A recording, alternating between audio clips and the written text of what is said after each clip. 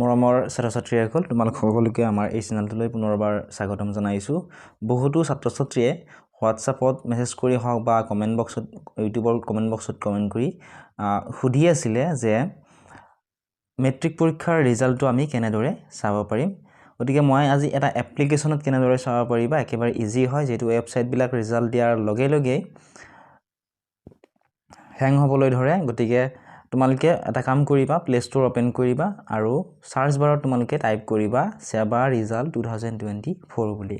বহুত কেইটা app install কৰাৰ কোনো প্ৰয়োজন নাই। তোমালোকে এনেদৰে লিখাৰ পিছত এটা ওপৰতে এপ্লিকেশ্যন আহি যাব, সেবা ৰিজাল্টছ নাৰায়ণী এডিচনছ 4.0 ষ্টাৰ ৰেটিং আছে, ইয়াৰ 11 MB।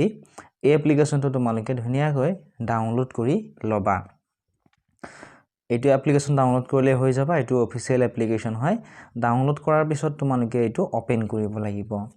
ওপেন কৰাৰ পিছত তোমালোকৰ সন্মুখত এনেকুৱা ধৰণৰ এটা ইন্টাৰফেচ আহিব। ইয়াত তোমালোকে অলপ সময় ইয়াতে ৱেইট কৰিবা। ৱেইট কৰাৰ পিছত ইয়াত আহিব কাৰেণ্ট ইয়াৰ ৰিজাল্টছ। তাৰ পিছত ইয়াতে তোমাৰ মোবাইল নাম্বাৰটো দিব লাগিব। নেক্সট ইয়াতে তোমাৰ নামটো দিব লাগিব। তাৰ পিছত আছে what do you want to study. ইয়াতে কি পঢ়িব বিচাৰা যিকোনো এটা এনে সিলেক্ট কৰি দিবা। ঠিক আছে, দিয়াৰ পিছত তোমালোকে ৰেজিষ্টাৰত ক্লিক কৰি দিবা। ক্লিক কৰাৰ পিছত এনেদৰে আহিব HSLC exam result 2024 to be announced সুন।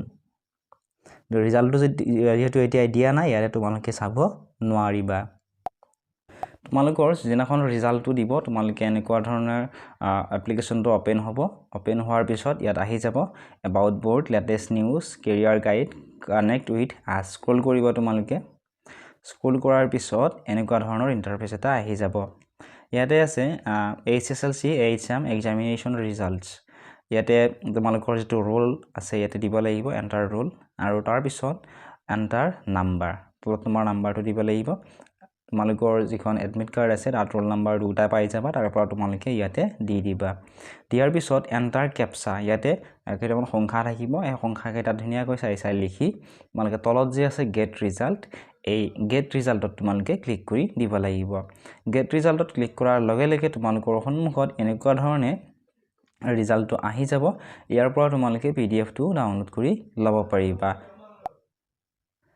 আৰু এনেকুৱা ধৰণে মাৰ্কশ্বিটখন আহি যাব। ইয়াতে তোমালোকৰ সাবজেক্ট কেইটা লিখা থাকিব, থিয়ৰিত কিমান নম্বৰ পালা, পাছ কৰিলা নে ফেইল কৰিলা, লগতে টোটেল মাৰ্কছ তোমালোকে কিমান পালা,